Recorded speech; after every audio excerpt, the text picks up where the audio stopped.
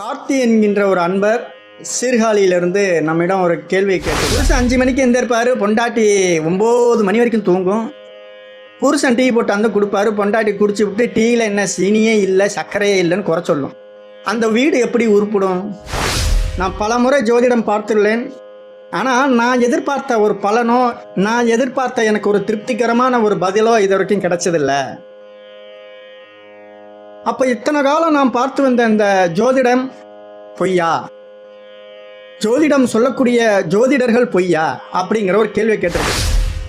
ஒரு நோயாளிக்கு சரியான மருத்துவம் பார்த்தா தான் அந்த நோயாளி மகிழ்ச்சி அடையும். காசை மட்டுமே குறிக்கோளாக வச்சு அந்த நோயாளியை 4 முறை 5 முறை வர வச்சு பார்க்குறதுல அந்த நோயாளிக்கு அந்த புண்ணே பரவாயில்ல, இந்த வைத்தியம் வேணான்னு விட்டுருவான்.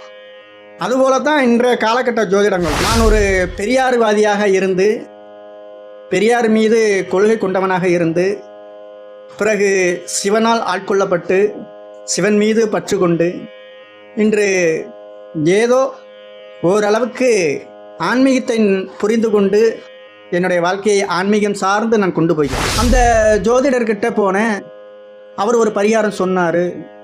இந்த ஒரு ஜோதிடர்கிட்ட போனேன், இவர் ஒரு பரிகாரம் சொன்னார். ஆனால் இவர்கள் சொன்ன எந்த பரிகாரமும் எனக்கு எடுபடலை, எந்த பரிகாரமும் எனக்கு பலன் தரலை. அப்போ பரிகாரங்கள், கோவில் வழிபாடுகள் எல்லாம் பொய்யா?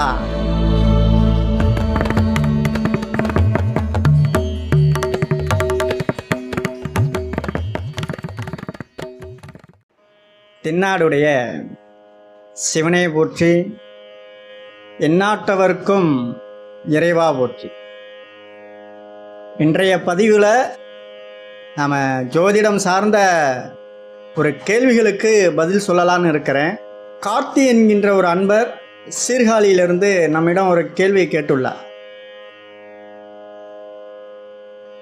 சார், நான் ஜோதிடத்தின் மீது அதீத நம்பிக்கை உடையவன். என்னுடைய வாழ்க்கையில் நான் பல முறை ஜோதிடம் பார்த்துள்ளேன். ஆனால் நான் எதிர்பார்த்த ஒரு பலனோ, நான் எதிர்பார்த்த எனக்கு ஒரு திருப்திகரமான ஒரு பதிலோ இது வரைக்கும் கிடைச்சதில்லை. அப்போ இத்தனை காலம் நான் பார்த்து வந்த இந்த ஜோதிடம் பொய்யா? ஜோதிடம் சொல்லக்கூடிய ஜோதிடர்கள் பொய்யா அப்படிங்கிற ஒரு கேள்வியை கேட்டிருக்கிறார். அருமையான கேள்வி இல்லையா? ஏன்னா ஒரு நோயாளிக்கு சரியான மருத்துவம் பார்த்தா தான் அந்த நோயாளி மகிழ்ச்சி அடையும். காசை மட்டுமே குறிக்கோளாக வச்சு அந்த நோயாளியை 4 முறை 5 முறை வர வச்சு பார்க்குறதுல அந்த நோயாளிக்கு அந்த புண்ணே பரவாயில்ல, இந்த வைத்தியம் வேணான்னு விட்டுருவான். அதுபோல தான் இன்றைய காலகட்ட ஜோதிடங்களும். இந்த ஜோதிடம் என்பது அவரவர்களுடைய அனுபவங்களை பொறுத்து தான். என்னை பொறுத்த வரைக்கும் நான் ஒரு பெரியார்வாதியாக இருந்து, பெரியார் மீது கொள்கை கொண்டவனாக இருந்து, பிறகு சிவனால் ஆட்கொள்ளப்பட்டு சிவன் மீது பற்று கொண்டு இன்று ஏதோ ஓரளவுக்கு ஆன்மீகத்தை புரிந்து கொண்டு என்னுடைய வாழ்க்கையை ஆன்மீகம் சார்ந்து நான் கொண்டு போகிறேன். அந்த ஆன்மீகம் சார்ந்து கொண்டு போவதில் எனக்கு ஒரு அளவற்ற மகிழ்ச்சி. அந்த ஜோதிடர்கிட்ட போனேன், அவர் ஒரு பரிகாரம் சொன்னார். இந்த ஒரு ஜோதிடர்கிட்ட போனேன், இவர் ஒரு பரிகாரம் சொன்னார். ஆனால் இவர்கள் சொன்ன எந்த பரிகாரமும் எனக்கு எடுபடலை, எந்த பரிகாரமும் எனக்கு பலன் தரலை. அப்போ பரிகாரங்கள், கோவில் வழிபாடுகள் எல்லாம் பொய்யா? அதை விட இந்த ஜோதிடம் என்பது பொய்யான்கிறார். நான் என்ன சொல்கிறேன், ஜோதிடம் என்பது பொய்யா உண்மையா என்பது அதுக்கு இன்னும் பதிலே கண்டுபிடிக்கல. இதுதான் உண்மை. ஜோதிடம் என்பது அது ஒரு ஆழ்கடல் போல. கரையிலே முத்து கண்டவனும் உண்டு, ஆழ்கடலில் முத்து கண்டவனும் உண்டு. இன்றைய காலகட்டத்தில் ஜோதிடர்கள் என்பவர்கள் ஒரு வியாபாரமயமாகிவிட்டார்கள். அன்றைய காலகட்டத்தில் ஜோதிடத்திற்கு பணம் வாங்கக்கூடாது, அது ஒரு ஆன்மீக சேவையாக செய்தார்கள். ஆனால் இன்று அப்படியல்ல. அதற்காக நான் எல்லா ஜோதிடர்களையும் குறை சொல்ல வரல. சார் எங்கள் குடும்பத்தில் 4 பேர் எல்லாரும் நல்லா இருக்காங்க சார், நான் மட்டும் ரொம்ப கஷ்டப்படுறேன் சார் அப்படின்னு கேட்குறேன். அப்போ அந்த என்னுடைய ராசி என்பது மோசமான ராசியா அப்படின்னு கேட்குறேன். நல்லா புரிஞ்சுக்கணும், 12 ராசிகளும் 9 கிரகங்களும் 27 நட்சத்திரங்களும் எல்லாம் நல்லவையே. பிறக்கின்ற பிள்ளை எல்லாம் நல்ல பிள்ளைதான்.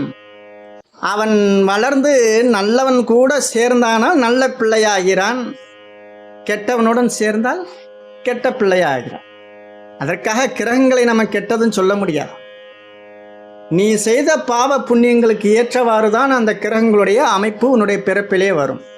இன்னைக்கு பல பேர் கிரகங்கள் சரியில்லைன்னு அவனுக்கு தெரியும், இருந்தாலும் அகலக்கால் வைக்கிறது, அடுத்தவர் பொருளுக்கு ஆசைப்படுவது, அடுத்தவர் மனைவியார் மீது விருப்பப்படுவது, அடுத்தவர் சொத்தின் மீது ஆசைப்படுவது, இப்படிலாம் செய்துவிட்டு எனக்கு நேரம் சரியில்லை, என்னுடைய வாழ்க்கை சரியில்லை, நான் ரொம்ப கஷ்டப்படுறேன்னு சொன்னால் கடைசி வரைக்கும் நீங்கள் கஷ்டப்பட்டு தான் ஆகணும். உங்களுக்கு இந்த கிரகங்கள் வீக்காக இருக்குது சார், அந்த கிரகத்தை சாந்தப்படுத்தணும். இந்த கிரகத்துடைய தன்மை உங்களுக்கு பலன் அளிக்காமல் இருக்குது, அதை பலன் கொடுப்பதற்கு என்ன செய்யணும்? ஒரு உதாரணத்துக்கு, அப்பா ராகுவும் சூரியனும் உன்னுடைய ஜாதகத்தில் சேர்ந்திருக்கிறார்கள் சொல்லிட்டாங்கன்னு வச்சுக்கிங்க. என்ன செய்யும்? முதலில் அந்த தகப்பனுக்கும் பிள்ளைக்கும் 7ஆம் பொருத்தமாக இருக்கும். அந்த நபரால் சொந்த வீட்டில் அமர முடியாது, சொந்த இடம் அமையாது, ஒரு நிம்மதியற்ற ஒரு சூழ்நிலை உருவாக்கும். ஒரு தகப்பன் இறக்கக்கூடிய ஒரு சூழ்நிலை கூட உண்டாகும். இப்படியெல்லாம் ஒரு சூழ்நிலை உருவாக்கும். ஆனால் இப்படி ஒரு சூழ்நிலை இருக்குன்னு நமக்கு தெரியுது இல்லையா? அதுக்கு தகுந்தாற் போல் நம்ம நடந்துக்கணும். எந்த கிரகம் பழுதாகிக்கு இருக்குது, எந்த கிரகம் உங்களுக்கு சாதகமாக இல்லைன்னு ஃபஸ்ட்டு கண்டுபிடிங்க. அந்த கிரகத்தை சரி செய்வதற்கு பாருங்கள். அந்த கிரகத்தை நீங்கள் சரி செய்தீர்கள் என்றால் கண்டிப்பாக அந்த கிரகத்தின் நல்ல பலனை நீங்கள் அடையலாம். ஒரே ஒரு விஷயத்தை நீங்கள் செய்தால் போதும். எப்பொழுதுமே காலையில் பிரம்ம முகூர்த்த நேரத்தில் எந்திரிக்கணும். சிலர் வீட்டில் பார்த்தீங்கன்னா 9 மணி வரைக்கும் தூங்கும். புருஷன் 5 மணிக்கு எந்திருப்பார், பொண்டாட்டி 9 மணி வரைக்கும் தூங்கும். புருஷன் டீ போட்டு கொடுப்பாரு, பொண்டாட்டி குடிச்சு விட்டு டீயில் என்ன சீனியே இல்லை, சர்க்கரையே இல்லைன்னு குறை சொல்லும். அந்த வீடு எப்படி உருப்பிடும்?